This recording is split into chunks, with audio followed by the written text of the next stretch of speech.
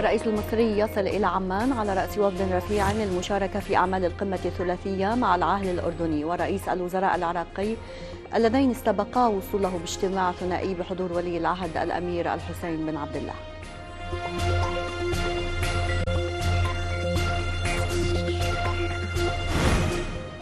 وزير الخارجية القطري شيخ محمد بن عبد الرحمن يؤكد عقب لقائه الرئيس اللبناني ميشيل عون في بعبدة تضامن الدوحة حكومة وشعبا مع لبنان، مشيرا أن لدى بلاده تصورا للإنقاذ الاقتصادي للبنان.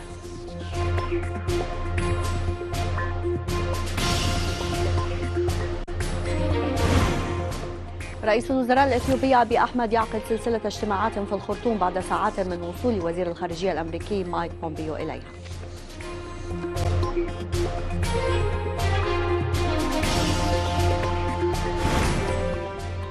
اللجنة التنفيذية لمنظمة التحرير الفلسطينية تبدي استعدادا لاستئناف المفاوضات مع إسرائيل إذا دعت اللجنة الرباعية إلى ذلك، والكنيست الإسرائيلي يصوت لصالح تأجيل الميزانية للحيلولة دون إجراء انتخابات مبكرة كانت ستكون الرابعة في غضون عامين.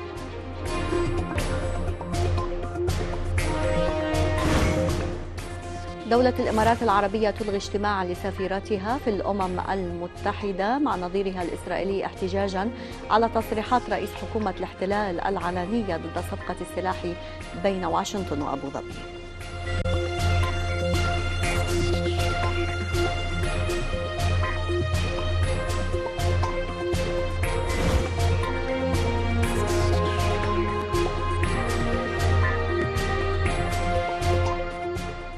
نشرة الأخبار من صوت العرب، أهلا بكم. وصل الرئيس المصري عبد الفتاح السيسي إلى العاصمة الأردنية عمان للمشاركة في القمة الثلاثية المصرية الأردنية العراقية التي تعقد اليوم. واستقبل العاهل الأردني الملك عبد الله الثاني الرئيس المصري لدى وصوله مطار الملكة علياء الدولي في عمان، وجرى استقبال السيسي وسط مراسم رسمية. ويضم الوفد المرافق للرئيس المصري وزير الخارجية ورئيس ديوان رئيس الجمهورية ورئيس المخابرات العامة ومدير مكتب رئيس الجمهورية وقائد قوات الحرس الجمهوري. وكان الديوان الملكي الأردني أعلن قبل ذلك أن اجتماعا ثنائيا عقد في عمان اليوم وجمع العاهل الأردني الملك عبد الله الثاني ورئيس الحكومة العراقية مصطفى الكاظمي.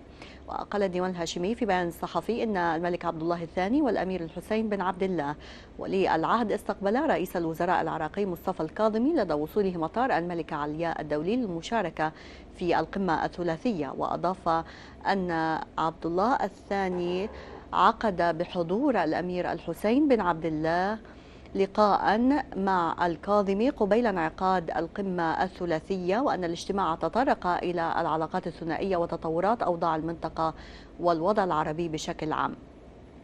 وقد مهد اجتماع الملك عبد الله مع رئيس الوزراء العراقي لأعمال القمة العربية الثلاثية في خطوة ترى فيها بغداد صاحبة المبادرة لعقدها حجر أساس لتكامل اقتصادي عربي حقيقي بعيد عن الشكليات والبروتوكولات.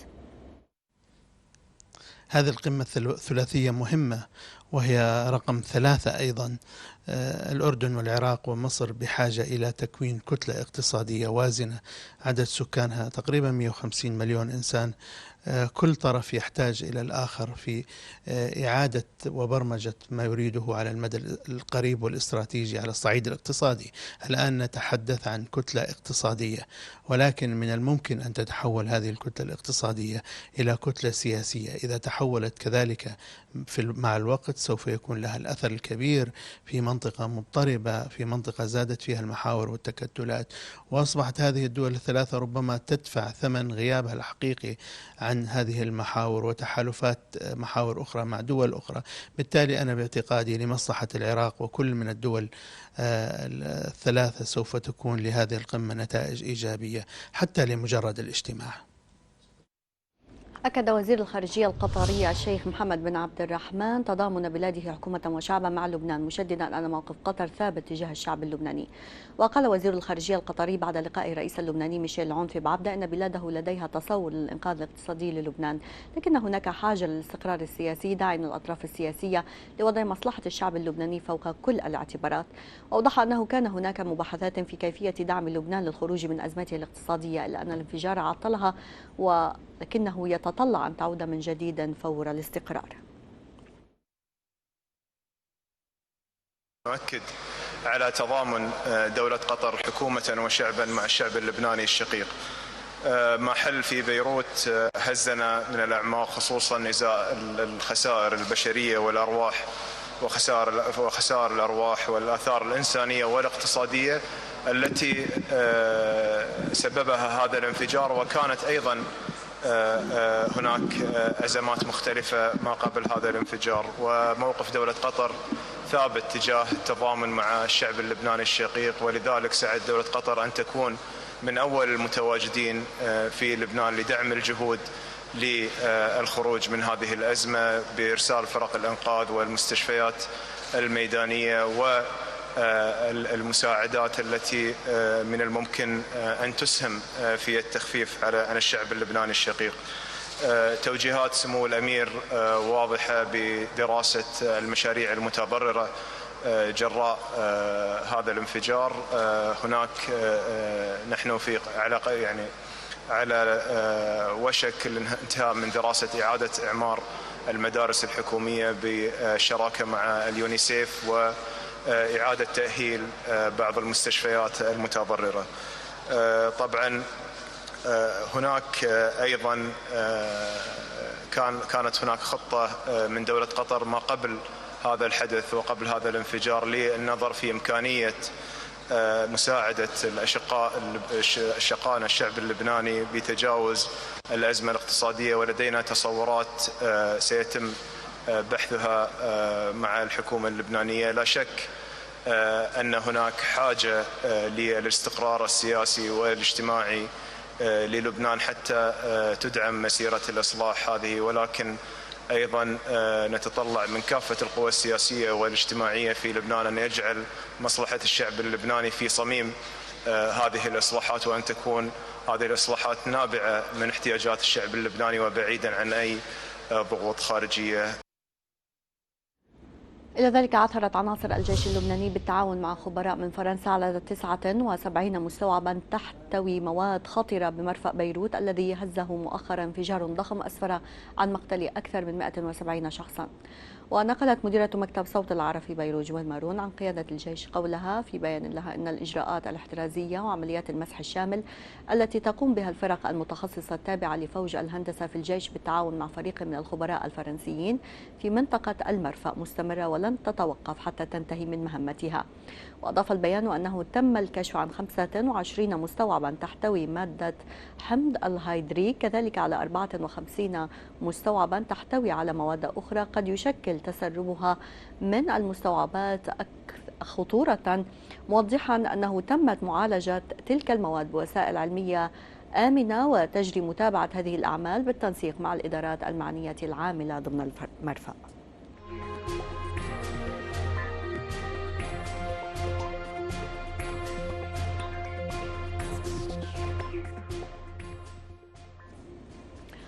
بحثت المملكة العربية السعودية ومملكة البحرين مجالات التعاون والتنسيق بين البلدين تجاه مختلف القضايا على الساحتين الإقليمية والدولية والعمل المشترك لأجل ترسيخ الأمن والاستقرار في المنطقة.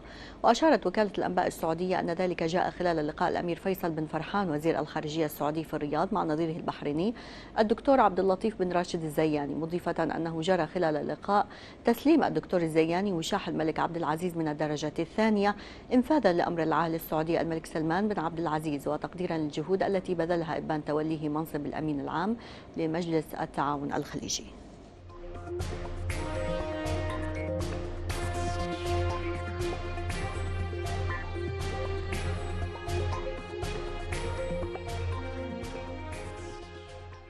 في تطورات الشأن الليبي، رفض قوات الجنرال خليفة حفتر بعد نحو 3 أيام من الصمت ما أسمته مبادرة السراج، متجاهلة بشكل تام طلب رئيس مجلس النواب عقيل صالح وقف إطلاق النار في كامل ليبيا، وضاربة بعرض الحائط الجهود الدولية التي بذلت للتوصل لهذا التوافق. وأشار مراقبون أن حفتر يقاوم المحاولات الدولية لإبعاده عن المشهد الليبي ورفض الحكومة الشرعية التحاور معه، ويستغل التناقضات بين الدول الداعمة له للمناورة وأن عدم الامتثال لطلب عقيل صالح هو رسالة للمجتمع الدولي أن المفاوضات لا تكون إلا مع حفتر، ما يلغي أي دور فعلي لرئيس مجلس النواب الليبي في أي مفاوضات ذات مغزى.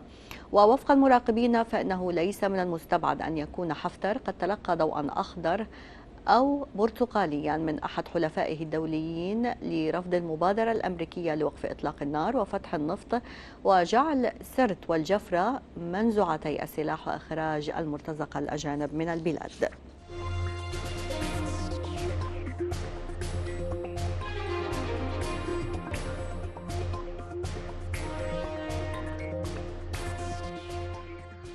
وقبيل موقف حفتر قالت الولايات المتحدة أن سفيرها لدى طرابلس ريتشارد نورلاند اتفق مع السراج على ضرورة التركيز على وقف إطلاق النار وعلى حل سياسي وسط ليبيا.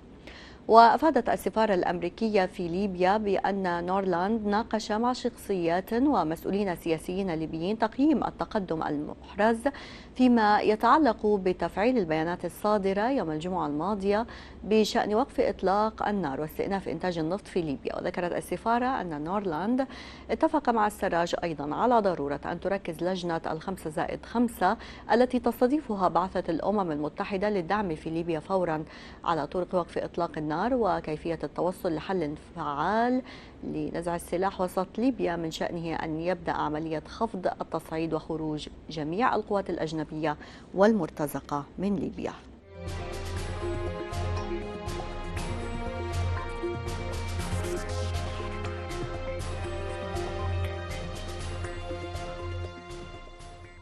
هذا ويعتزم السراج إجراء تعديلات وزارية عاجلة بعيدا عن الإرضاءات والمحاصصة. وشدد في خطاب متلفز ألقاه تزامنا مع اندلاع مظاهرات في العاصمة طرابلس احتجاجا على تردي الأوضاع المعيشية واستشراء الفساد بأنه لن يسمح بإسقاط الشرعية ودخول ليبيا في نفق مظلم، معترفا أن جزءا من المسؤولية يقع على عاتق حكومته كسلطة شرعية، مبينا أن المجلس الرئاسي لا يبسط سيطرته على كل تراب الوطن. وتمسك السراج بالدعوة لإجراء انتخابات رئاسية وبرلمانية في مارس المقبل، قائلا إن الخيار السياسي الوحيد للإنقاذ هو إعادة إنتاج السلطات من خلال الانتخابات. وأكد السراج استعداده تنفيذ أي اتفاق يلقى قبولا وإجماعا من جميع الأطراف الليبية الفاعلة، داعيا المتظاهرين الليبيين إلى عدم الانجرار وراء دعوات التخريب بدعوى تردي الأوضاع المعيشية.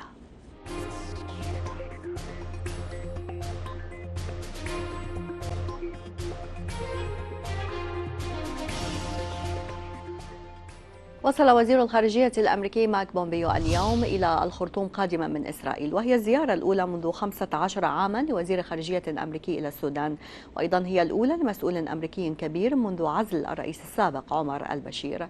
ووفق مراقبين فإن الخرطوم تلتزم الصمت حول زيارة بومبيو رغم ما أثرته الزيارة من جدل قبل وصوله. وأشارت وكالة الأنباء السودانية الرسمية أن وزير الخارجية الأمريكي سيجري مباحثات مع رئيس مجلس السيادة الفريق أول عبد الفتاح البرهان بعد أن أجرى مباحثات فور وصوله مع رئيس الوزراء عبد الله حمدوك تتعلق بدعم أمريكا للانتقال الديمقراطي في السودان وموضوع العلاقات مع إسرائيل.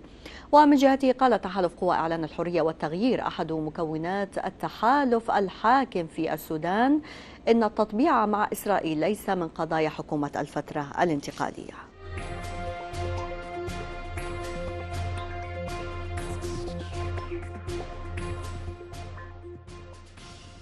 وتزامنا مع زيارة بومبيو، استقبل رئيس الحكومة السودانية الدكتور عبد الله حمدوك نظيره الإثيوبي أبي أحمد اليوم في العاصمة الخرطوم. وقال السفير الإثيوبي الجديد لدى الخرطوم يبلتال أميرو أن أبي أحمد سيجري لقاءات أخرى مع القيادات السودانية حول العلاقات الثنائية بين البلدين. وتأتي هذه الزيارة في وقت تستمر الخلافات بين السودان وأثيوبيا ومصر حول سد النهضة الذي تشيده أثيوبيا على نهر النيل الأزرق أحد أهم روافد نهر النيل.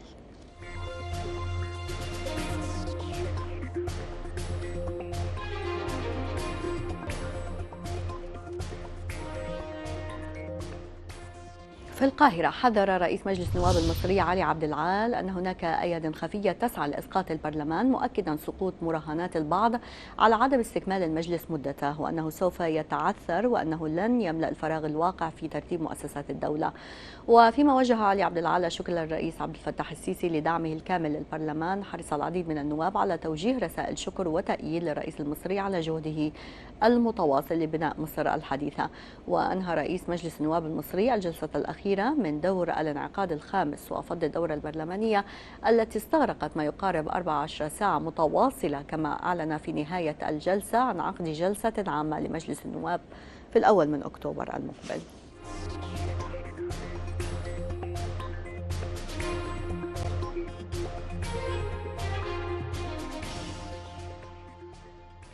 في رام الله شددت اللجنة التنفيذية لمنظمة التحرير الفلسطينية اليوم على الاستعداد للعودة إلى المفاوضات مع إسرائيل، ولكن عبر مؤتمر تدعو له اللجنة الرباعية الدولية على أساس تطبيق القرارات الدولية.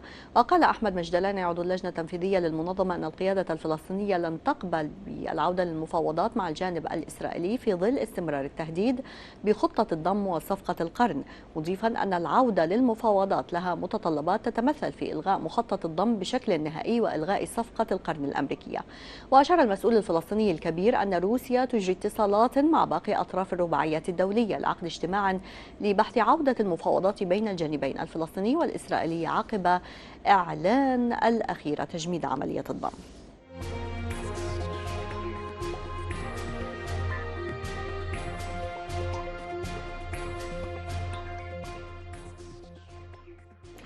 قالت مصادر في إسرائيل إن دولة الإمارات ألغت اجتماعا في نيويورك كان مقررا بعد أيام بين سفيرتها لنا نسيبة والسفير الإسرائيلي في الأمم المتحدة جلعاد أردان والسفيرة الأمريكية كيلي كرافت بسبب تصريحات رئيس حكومة الاحتلال بنيامين نتنياهو ضد صفقة سلاح بين واشنطن وأبو ظبي. ونقلت صحيفة معارف الإسرائيلية عن مصدر إماراتي قوله إن الإمارات معنية بتمرير رسالة مفادها أنه طالما لم تنجلي صورة موقف إسرائيل حيال موضوع السلاح فإنها ستعلق الاجتماعات السياسية المعلنة مع الجانبين الإسرائيلي والأمريكي.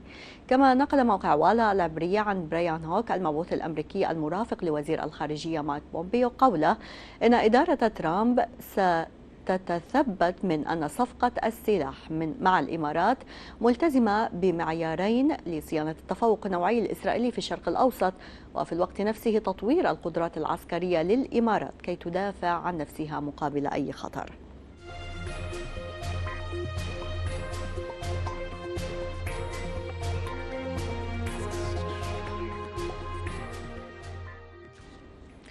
صوت الكنيسة الإسرائيلي لصالح تأجيل إقرار الميزانية العامة ليمنع إجراء انتخابات مبكرة كانت ستكون الرابعة في غضون عامين، وجاء التصويت قبل أقل من ساعتين على انتهاء مهلة 100 يوم التي كان من المقرر أن يوافق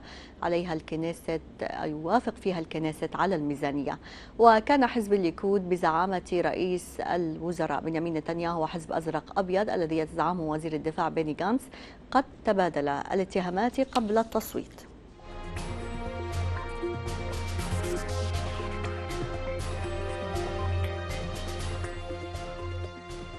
وفي الداخل الفلسطيني قصف جيش الاحتلال الإسرائيلي صباح اليوم مواقع تابعة لحركة حماس في قطاع غزة.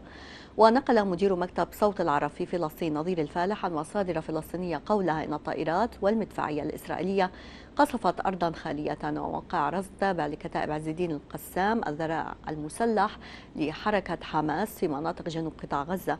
هذا ولم يبلغ عن وقوع إصابات جراء القصف الإسرائيلي، ولم يصدر جيش الاحتلال أي تعقيب حول الاستهدافات.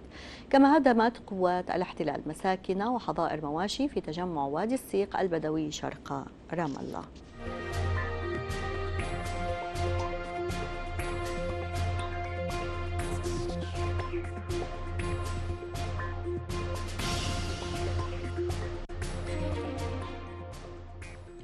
انتقد مندوب روسيا الدائم في المنظمات الدولية بفيينا ميخائيل أوليانوف مجددا محاولة أمريكا تفعيل آلية الزناد لإعادة الحظر الدولي ضد إيران.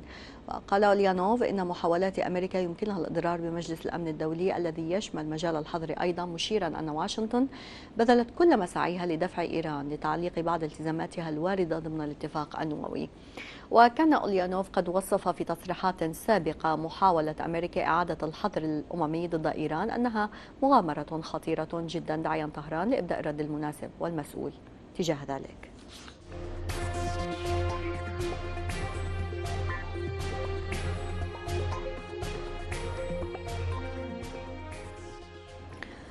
في طهران أكد علي أكبر صالح رئيس منظمة الطاقة الذرية اليوم أن المحادثات مع رافائيل جروسي المدير العام للوكالة الدولية للطاقة الذرية كانت بناءة.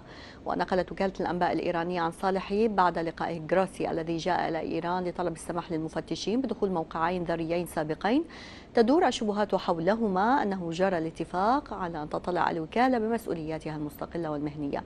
وبدورها أشاد جروسي أن النهج الذي تتبعه الوكالة تجاه إيران ليس له أي دوافع سياسية.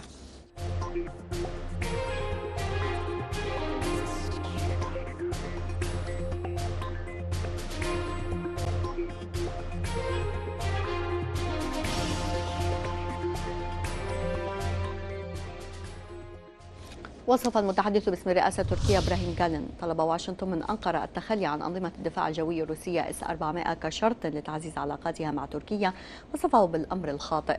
وشدد كالن بأن هذا الشرط بالنسبة لأنقرة غير مقبول، مؤكدا أن بلاده دولة صاحبة سيادة وأن قرار شراء أنظمة الدفاع الروسية اتخذ على أساس سيادي. وأفاد المتحدث الرئاسي التركي أن أنظمة الدفاع الجوي الروسية غير مفعلة في الوقت الحالي، إلا أنه أكد بأن العمل جار على تفعيلها ولن يتم الرجوع عن هذا القرار.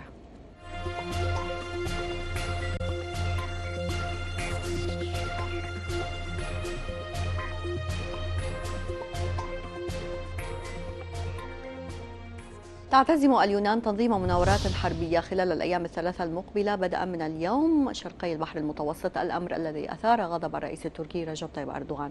ومن المقرر أن تبدأ المناورات التي تجرى بأدغير الحية وتستمر 3 أيام جنوب شرق جزيرة كريت اليونانية حسب مسؤولين في أثينا.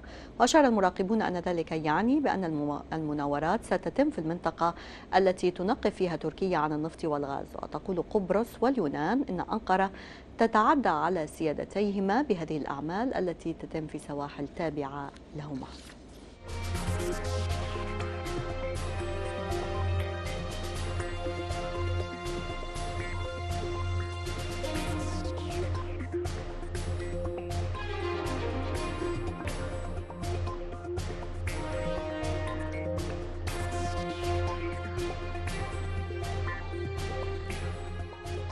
وبالعودة إلى القمة الثلاثية المصرية الأردنية العراقية، وفانا مراسل مكتب صوت العرب في القاهرة محمد زهران بالتقرير التالي. قمة ثلاثية اليوم تجمع مصر والعراق والأردن في العاصمة عمان في إطار مسار آلية التعاون الثلاثي بين تلك الدول، والتي انطلقت أولى جولاتها بالقاهرة في مارس العام الماضي. القمة التي تعد الثالثة بين الدول الشقيقة أكد على أهميتها المراقبون في مصر نظرا لوجود تحديات إقليمية غير مسبوقة ما تزال تواجه المنطقة العربية برمتها. القمة دي بتأتي في ظل ظروف مهمة جدا بتعيشها المنطقة العربية. احنا النهاردة عندنا القضية الفلسطينية وتطورات حادثة بتحدث في القضية الفلسطينية، بالإضافة إلى الوضع في سوريا وأيضا الوضع في ليبيا. أعتقد دي من الملفات المهمة جدا اللي هتكون على يعني طاولة المناقشات النهاردة في هذه القمة.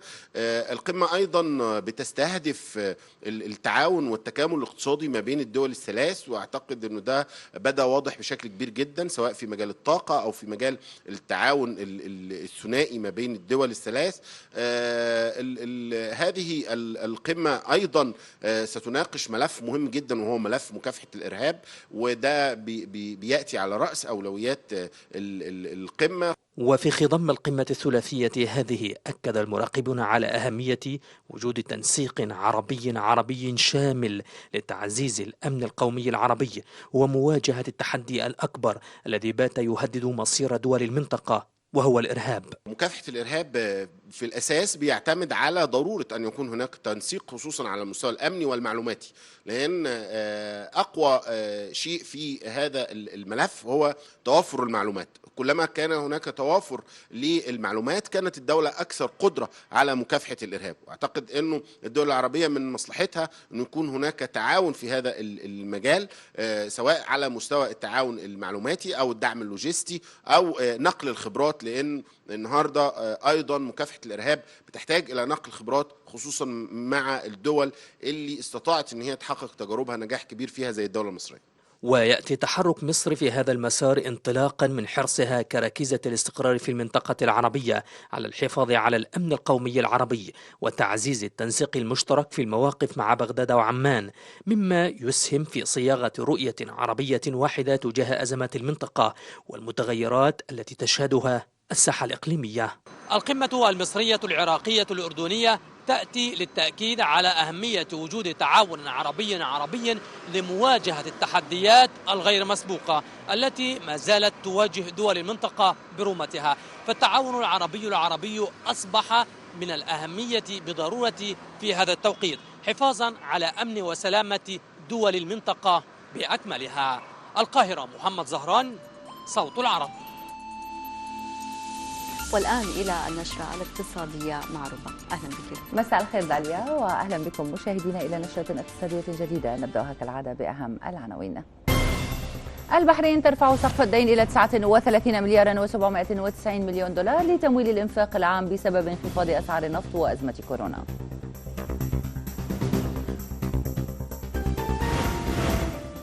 في خطوة نحو تهدئة التوترات، الولايات المتحدة والصين تبحثان تطبيق المرحلة الأولى من اتفاق التجارة بينهما.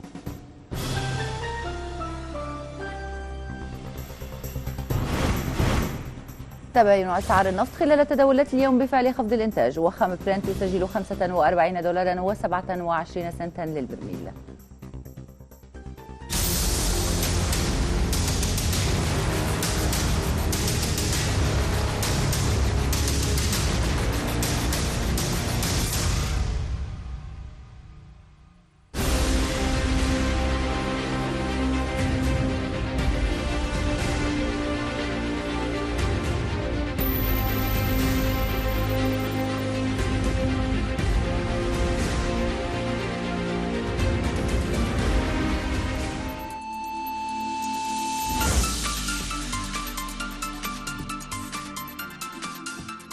أهلا بكم من جديد. ارتفعت مؤشرات معظم البورصات العربية والخليجية خلال تداولات اليوم بعدما صعدت أسواق الكويت، السعودية، البحرين، مسقط، دبي والبورصة المصرية. في المقابل انخفضت سوق أبو ظبي والبورصة القطرية.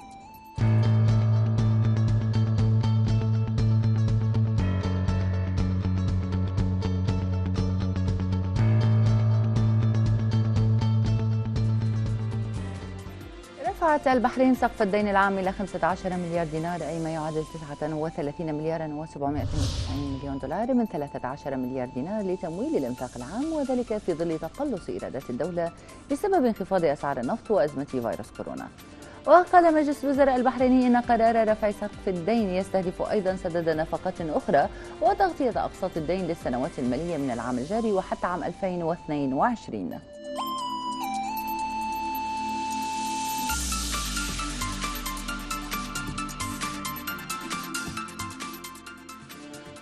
أعلن وزير المالية الكويتي براك الشيتان أن اللجنة العليا لهيئة مشروعات الشراكة بين القطاعين العام والخاص قررت أن يتم تأسيس الشركات التي تطرحها الهيئة للاكتتاب العام متوافقة مع أحكام الشريعة الإسلامية.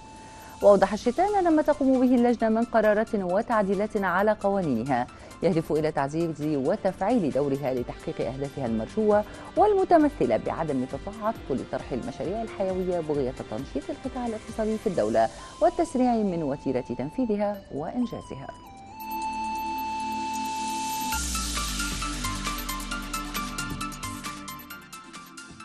أكد وزير المالية المصري محمد معيط أن الدولة ماضية بقوة في استكمال تنفيذ المشروع القومي لتحديث وميكنة منظومة الإدارة الجمركية.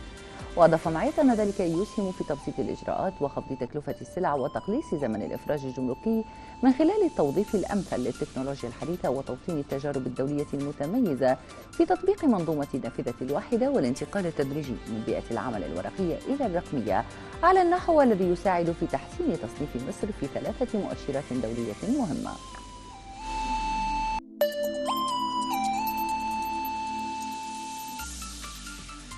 شنت الحكومة المصرية عددا من حملات الإزالة التي استهدفتها الأبراج والمباني المخالفة التي تم بناؤها على أراضي أملاك الدولة، سواء تم بناؤها بالفعل أو التي تقع في مراحل الإنشاء بمختلف أنحاء الجمهورية، وذلك تأكيدا على هيبة الدولة المصرية واستعادة أراضيها واتخاذ كافة الإجراءات القانونية اللازمة حيال هؤلاء المخالفين.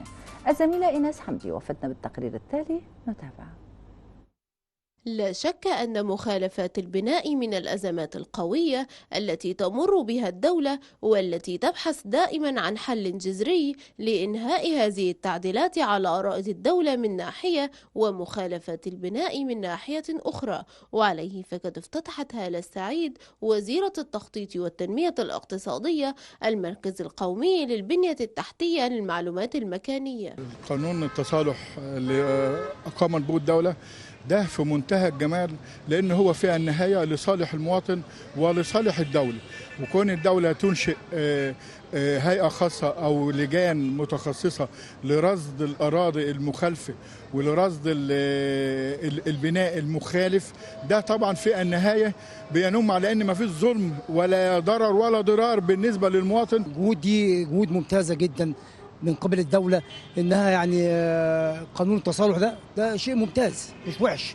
وأثنى الشارع المصري على قانون التصالح الذي أصدرته الدولة، والذي يعد من أبرز التشريعات لعام 2020 التي تحظى باهتمام كبير على أرض الواقع، وذلك يعود لوجود ما يقرب من نصف الثروة العقارية على مستوى الجمهورية بناء مخالف في شتى أنواع المخالفات.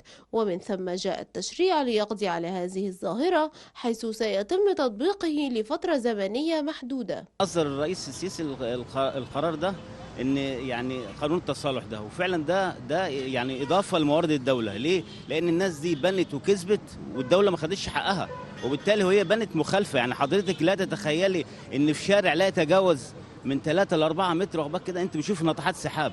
طب في انهي دوله ده؟ بناء على اراضي زراعيه لازم برضه تتزال. ليه؟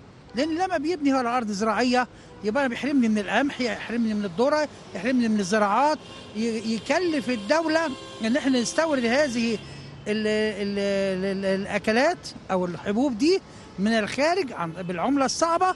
ويهدف المركز القومي للبنية التحتية للمعلومات المكانية إلى رصد جميع المخالفات الخاصة بالبناء أو أي محاولات الأشخاص التعدي على أراضي الدولة أو الأراضي الزراعية، والتي يؤدي في النهاية إلى أي أضرار بأراضي الدولة والتأثير على الاقتصاد وزيادة العشوائيات، وأيضا الحفاظ على حقوق الدولة ومتابعة المشروعات القومية وتسهيل تبادل المعلومات بين الجهات الحكومية. جدل كبير خلقه قانون التصالح الذي أصدرته الحكومة لمنع حدوث العواقب الكثيرة الناجمة عن مخالفات البناء، والذي أصدرته الحكومة في الأساس لمنع استغلال المواطنين وتوفير عيشة كريمة لهم. إيناس حمدي، صوت العرب، القاهرة. قال صندوق النقد الدولي إنه يتعين الحفاظ على استقلالية البنوك المركزية، وذلك في بيان أصدره ردا على تغيير حاكم البنك المركزي في زامبيا. وأعفى رئيس زامبيا إدجار لونجو حاكم البنك المركزي داني كاليالا من منصبه فجأة، وعين كريستوفر بونغا الذي كان نائبا سابقا لوزير المالية خلفا له. وأوضح الصندوق أنه بدون مؤسسات نزيهة وسياسات صائبة فإن النمو الاقتصادي المستدام والتحسينات المطلوبة بشدة في مستويات المعيشة لن يكون ممكنا.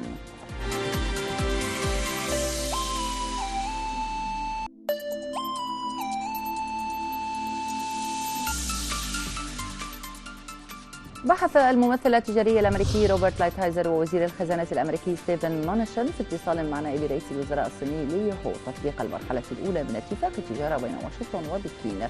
واشارت وزاره التجاره الامريكيه الى ان الجانبين بحثا الخطوات التي اتخذتها الصين للقيام بالتغييرات الهيكليه التي ينص عليها الاتفاق، مضيفه ان المسؤولين الثلاثه اكدوا احراز تقدم والتزامهم باتخاذ الخطوات الضروريه لنجاح الاتفاق.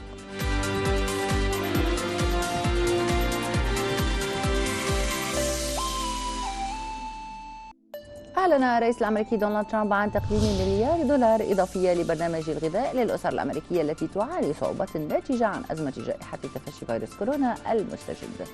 وأشار ترامب إلى أن البرنامج يتضمن شراء منتجات غذائية من المزارعين والموردين وإتاحتها للأسر المحتاجة عبر مؤسسات غير هادفة للربح مثل بنوك الطعام وجمعيات دينية ومنظمات لرعاية المجتمع.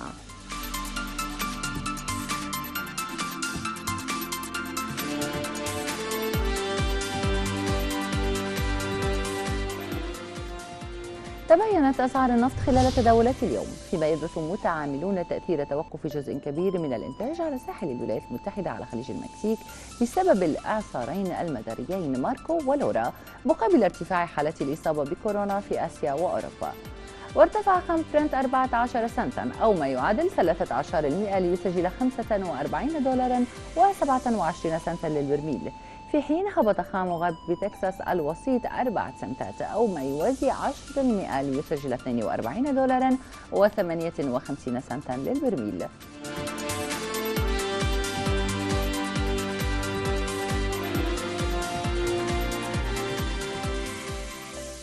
انكمش اقتصاد ألمانيا بنسبة 9.17% خلال الربع الثاني من العام الجاري، إذ انهار إنفاق المستهلكين واستثمارات الشركات والصادرات في ذروة جائحة تفشي فيروس كورونا المستجد. وأشار مكتب الإحصاء الألماني إلى أن التراجع الاقتصادي يفوق بكثير ما حدث خلال الأزمة المالية العالمية قبل ما يزيد عن 10 سنوات، وهو ما يمثل أكبر انخفاض منذ بدأت ألمانيا تسجل حسابات الناتج المحلي الإجمالي الفصلية خلال 1970.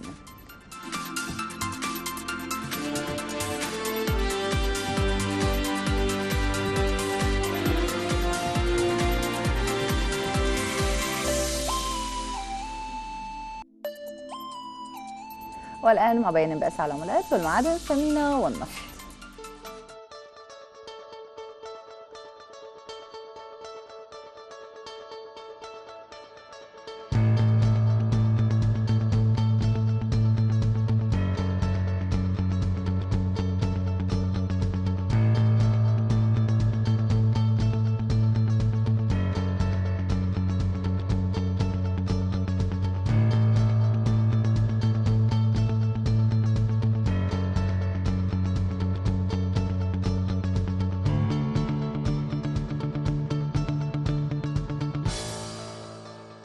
وصلنا إلى ختام النشرة الاقتصادية، شكرا لكم، ونعود إلى داليا في النشرة السياسية. شكرا لك ربا، والآن إلى ناصر والنشرة الرياضية. مساء الخير. أهلا بك داليا، مساء الخير. مشاهدينا في صوت العرب، نتابع في النشرة الرياضية. منتخب تونس للشباب يبدأ تحضيراته لتصفيات البطولة الإفريقية العام المقبل، والمدرب الكنزري يختار 24 لاعبا سعيا لبلوغ النهائيات في موريتانيا. سياسة الفرنسي كارتيرون في الدفع بالناشئين ضمن صفوف الفريق الأول لكرة القدم في نادي الزمالك تلقى استحسانا واسعا، ومدير القطاع يطمئن على مستقبل القلعة البيضاء. رئيس اتحاد الكرة الألماني يشيد بتتويج بايرن ميونخ بثلاثية تاريخية في موسم واحد، ويؤكد أن البافاري ترك بصمات غير مسبوقة على حاضر الكرة الأوروبية.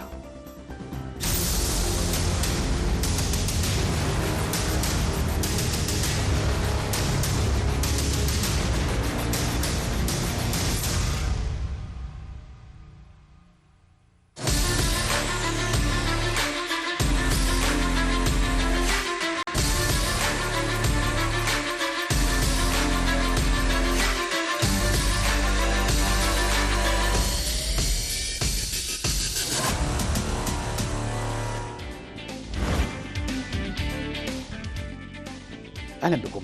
أعلن الاتحاد الآسيوي لكرة القدم رسميا استخدام تقنية حكم الفيديو المساعد فار بدءا من دور الثمانية ضمن منافسات النسخة الحالية من بطولة دوري أبطال القارة، بعد استخدامها للمرة الأولى في القارة الصفراء العام الماضي في بطولة كأس آسيا التي أقيمت على ملاعب الإمارات.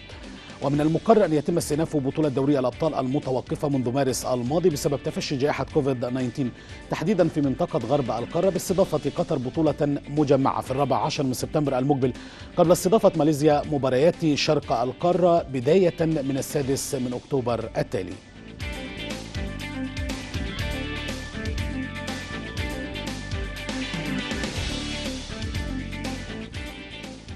يخضع لاعبو المنتخب الإماراتي لكرة القدم حاليا إلى الحجر الصحي لمدة أسبوعين تحضيرا لانطلاق الموسم الكروي الجديد في 3 من سبتمبر المقبل، وفق البروتوكول المعتمد من الاتحاد للتعامل مع جائحة كورونا لاستئناف المباريات على المستويين الودي والرسمي. ألزم الاتحاد جميع الأندية التي تضم قوائمها لاعبين دوليين بحجر هؤلاء اللاعبين بعد العودة من معسكر صربيا، من خلال تخصيص غرفة فردية لكل لاعب طوال أيام الحجر الصحي. هذا وينتظر خضوع اللاعبين الدوليين لفحص كورونا خلال ساعات للسماح بانطلاق التدريبات، على أن تتم عودتهم إلى الحجر عقب الميران.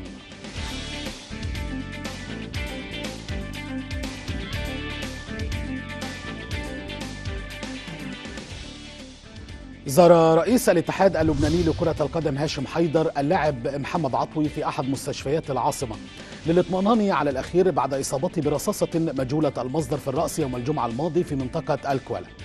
وكان في استقبال حيدر الأمين العام لنادي النجم اللبناني أسعد سبليني، إذ أكد رئيس الاتحاد خلال الزيارة أن منظومة كرة القدم متضامنة قلبا وقالبا مع عطوي للوقوف على حقيقة الحادث.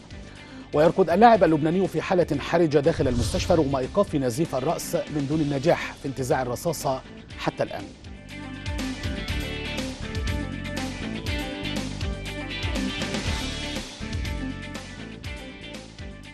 وجه المدير الفني للمنتخب التونسي للشباب لكرة القدم ماهر الكنزاري الدعوة إلى 24 لاعبا للمشاركة في معسكر تحضيري بين مدينتي تونس والمهدية خلال الفترة من 25 وحتى 29 من أغسطس الجاري استعدادا لتصفيات بطولة الأمم الإفريقية.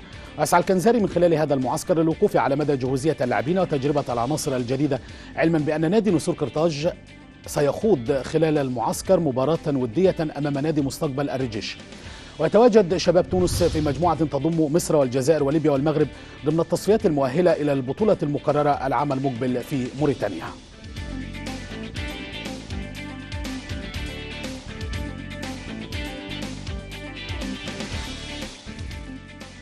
قال نجم نادي الزمالك والمنتخب المصري السابق لكرة القدم مدحت عبد الهادي في تصريح خاص لصوت العرب إن الإدارة الحالية للنادي تولي قطاع الناشئين اهتماما واسعا وتدعم سياسة المدرب الفرنسي باتريس كارتيرون في الدفع بالعناصر المميزة ضمن صفوف الفريق الأول لتحقيق الاستفادة المرجوة على مستوى الرزنامة المحلية وفي مقدمتها بطولة الدوري المحلية. وأضاف رئيس قطاع الناشئين في الزمالك أن استمرار ومواظبة الجهاز الفني للفريق الأول على الدفع بأبرز العناصر تعزز جهود المنظومة وتبشر بمستقبل باهر للقلعة البيضاء. على الرغم من تأكيد عدد كبير من الأوساط الرياضية على الاهتمام بقطاع الناشئين لاكتشاف أفضل المواهب لدعم الأندية والمنتخبات، فلا يخفى على الجميع أنه إذا أردنا بناء مستقبل واعد في عالم الساحرة المستديرة فلا بد من انتقاء إدارات الناشئين. قطاع الناشئين نادي الزمالك موجود، وبالأخص بقالنا 3 سنين أو 3 سنين بالظبط كده الحمد لله شغالين بحاجة إيجابية جدا، إن في تطور في قطاع الناشئين، بالأخص التطور اللي هو اللي أنا المفهوم لقطاع الناشئين او المجموعه اللي هي الرديف اللي بعد الفريق الاول على طول. اهم حاجه اللي انا اكون مطلع لعيب واثنين وثلاثه الفريق الاول، وبالتالي ده اللي احنا عملناه الفتره الاخيره. في لعيبه كتيره جدا اللي مكملين دلوقتي مع الفريق الاول واللي طالعين اعارات في انديه محترمه في الدوري الممتاز. لا الحمد لله شغالين بايجابيه. وبحسب ما ذكره الوسط الرياضي فإن أنظار مسؤولي الأندية تتحول إلى اللاعب السوبر الذي يساعد على تسجيل أطول سلسلة انتصارات متتالية.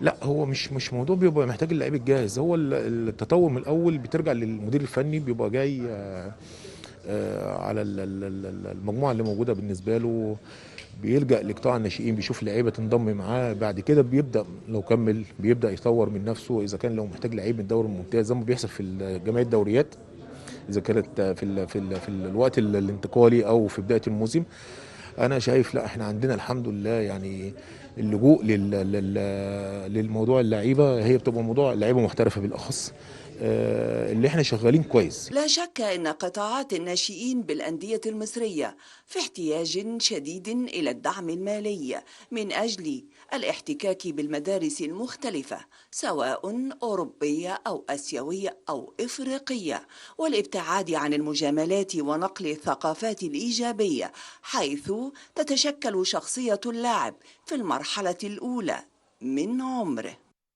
رباب سعيد، صوت العرب، القاهرة.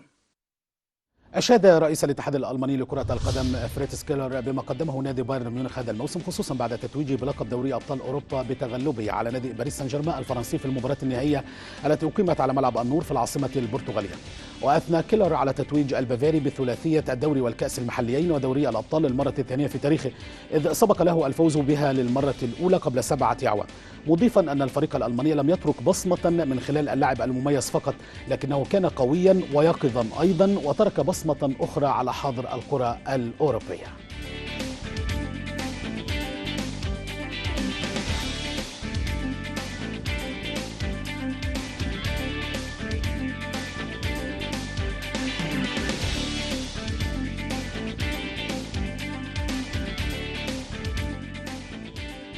مشاهدينا، ختام نشرة الأخبار الرياضية، شكرا لحضراتكم على المتابعة. إليك داليا. شكرا لك ناصر. والآن إلى درجات الحرارة المتوقعة في عدد من المدن والعواصم العربية.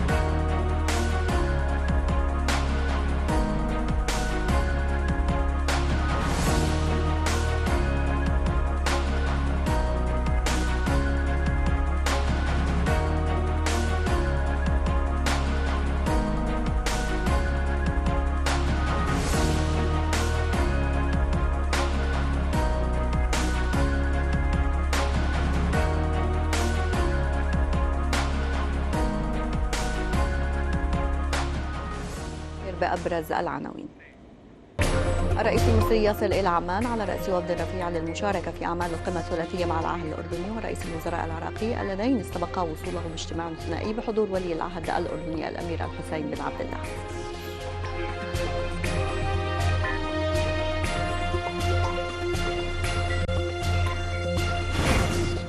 وزير الخارجية القطري الشيخ محمد بن عبد الرحمن يؤكد عقب لقائه الرئيس اللبناني ميشيل عون في بعبدة تضامن الدوحة حكومة وشعبا مع لبنان، مشيرا أن لدى بلاده تصورا للإنقاذ الاقتصادي للبنان.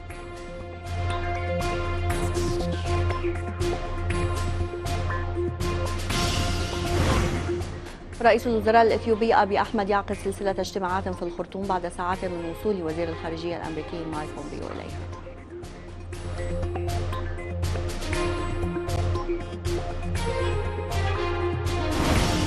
اللجنة التنفيذية لمنظمة التحرير الفلسطينية تبدي استعدادا لاستئناف المفاوضات مع إسرائيل إذا دعت اللجنة الرباعية إلى ذلك، والكنيست الإسرائيلي يصوت لصالح تأجيل الميزانية للحيلولة دون إجراء انتخابات مبكرة كانت ستكون رابعة في غضون عامين.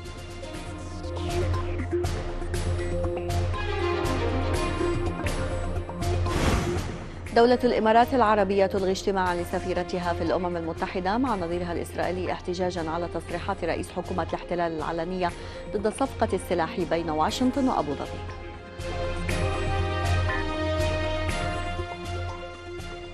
والمزيد تابعونا دائما على صوت العرب tv.com. في أمان.